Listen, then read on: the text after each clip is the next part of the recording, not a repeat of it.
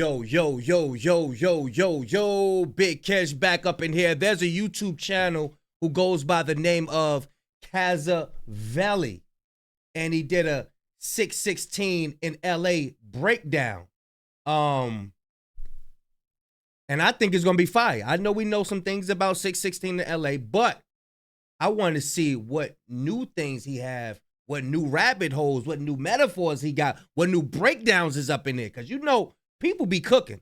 I don't care how many subs they got and all that. Somebody cook, they cook. You know what I'm saying? We here to react to all of it. I'm gonna leave a link in the description, and y'all know I like holding y'all. Without further ado, let's get it. Pickable. 616 wasn't just a pickable diss record. It was Kendrick Lamar's battle cry. One of Kendrick's biggest strengths when it comes to rap battling is just his sheer ability to drastically change the tone of the entire battle. When he drops Euphoria, he turns the battle into a lunchroom roast session and has everyone dying of laughter. When he drops Meet the Grams, the audience is disturbed and are starting to have second thoughts about the reality of what a rap battle really means. When he drops Not Like Us, it's an anthemic regional celebration. America is crip walking. It's like he's changing the terrain of the battlefield to fit whatever he wants to get off. And he was leading the battle. He's okay, it's in my hands now. Let me lead to where you're going to go. And it seems like Drake was trying to follow his path, like trying to drop the type of songs he was dropping, but they wasn't. You can't Kendrick, bro. Only Kendrick could Kendrick. You can't go sit down, boy. Drake simply cannot keep up.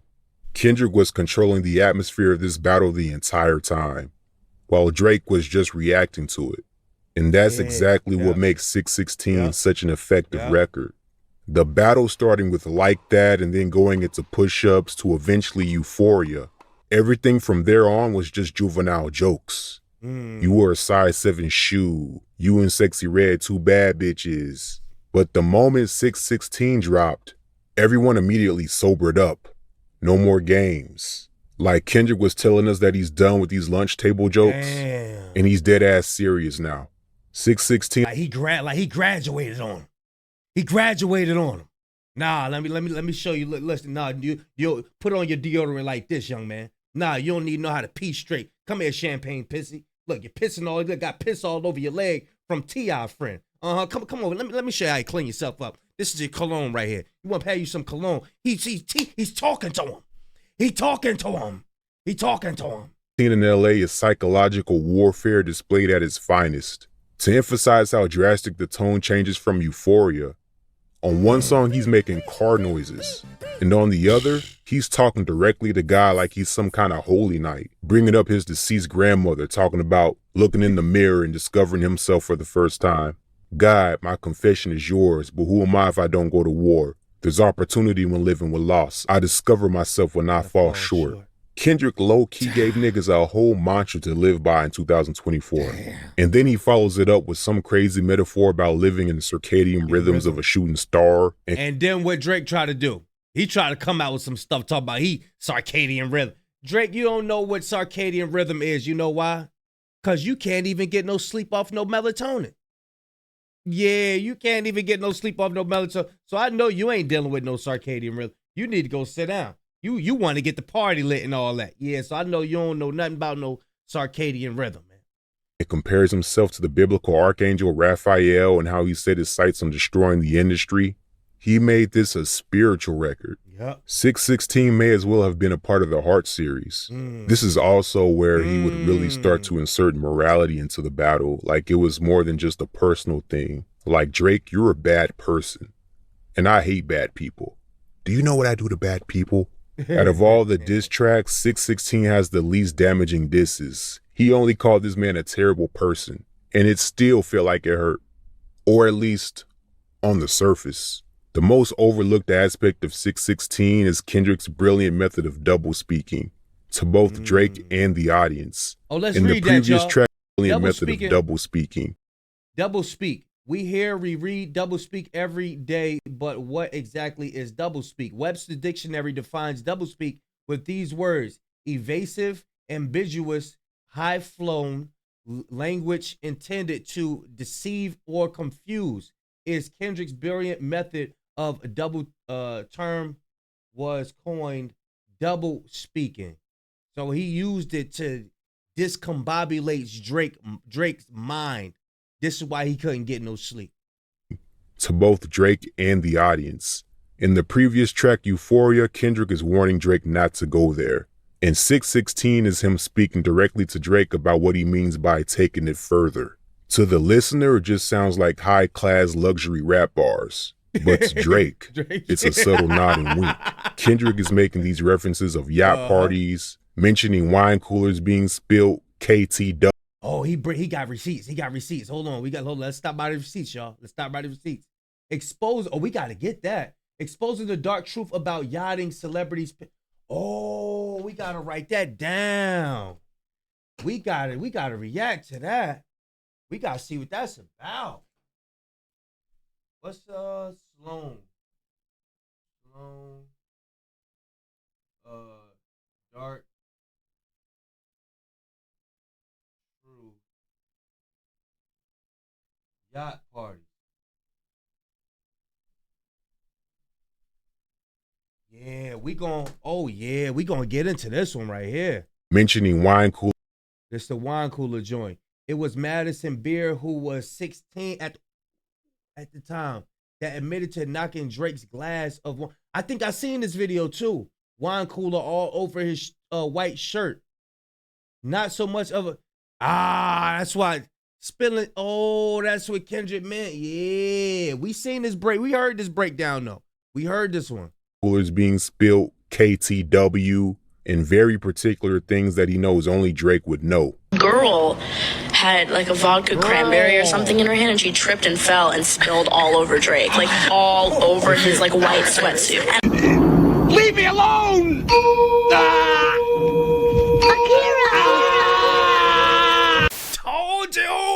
I told you. Look, when Drake about to get some sleep, he like, there, Adonis. Oh, you know what I'm saying? I'm telling you, bro. Psychological warfare. He does all this to get into Drake's head. Why? Well, here's the whole plot twist. The opening verse is Kendrick rapping from Drake's perspective. Yeah. It's so brilliantly done because the audience remained virtually clueless about this layer of the song until observations weeks later. There are possibly still references and layers that the audience still doesn't get. You get, yep. And maybe we never will. And this is timeless music.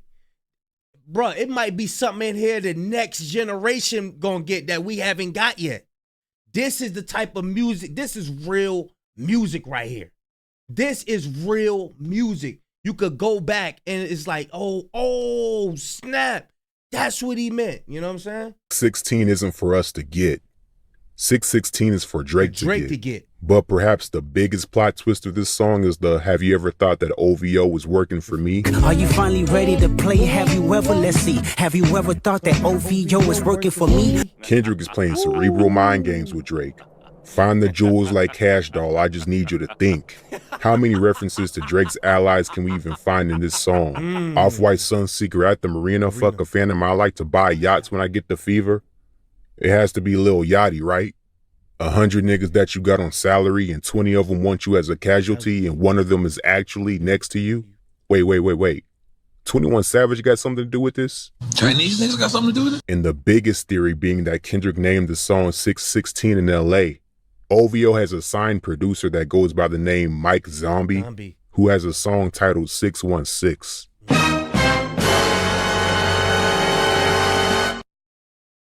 So it's kinda ironic. Hey, shout out to DeVille, man. DeVille been on that mole stuff.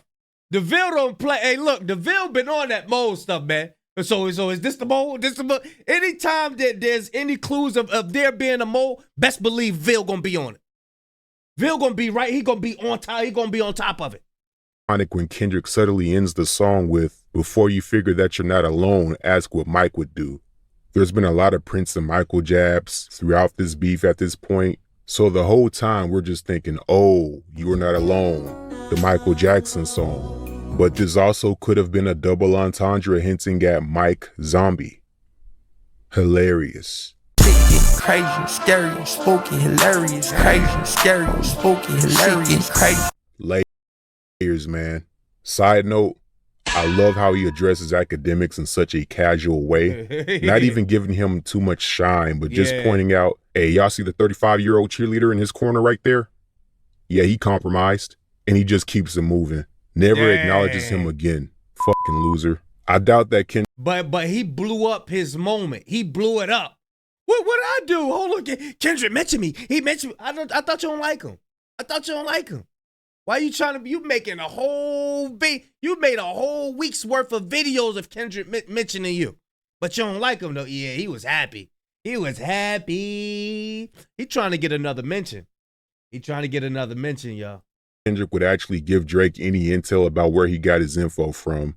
But anywhere you can plant seeds of misinformation or doubt to disorganize the other side, if done masterfully, is a tactic worth pursuing. And finally, one of the most notable aspects of 616 is the obvious cover art, which displays a single black glove on top of what looks to be a piece of clothing. At the time, no one knew what this meant, but we found out that very same night that Kendrick was indeed not bullshitting about there being an OVO leak. Kendrick would reveal later that the cover art of 616 was just a piece of the larger puzzle which came to be Meet the Grams, tying in as a direct sequel to 616 and dropping mere minutes after Drake's Family Matters as proof that he wasn't capping about a mole. One of the more intriguing things about the production of 616 is not only that it's partly produced by Jack Antoff, who was largely known for being Taylor Swift's producer, a possible response to Drake's Taylor Made, in which he's weaponizing Taylor Swift against Dot, but it's the use of a particular bass synth that's typically associated with Drake, which is called a Reese bass. A lot of hip-hop fans have come to familiarize themselves with this bass through Drake's signature early production sound. It can be heard everywhere. All I can say is, I'm so. She look like a star, but only on camera. Oh, he talking that Fruity Loop stuff. Yeah, he talking that Fruity Loop stuff. All that nigga was missing was Aaliyah. It's just so cunning because, as you can hear in 616, Kendrick uses the same Reese bass.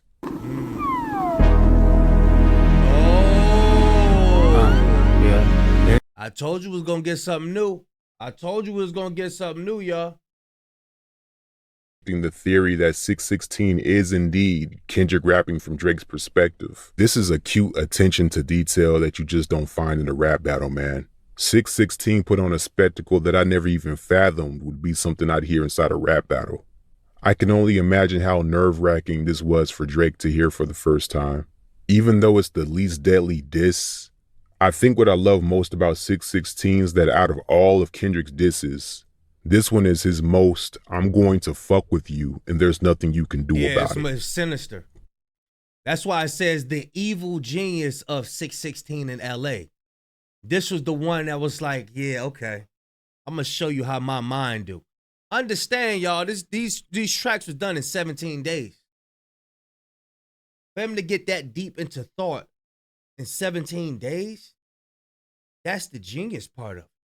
And for him to mess with his mind and we not catch it till a couple Reddits later, and we still haven't caught everything in 616 in LA.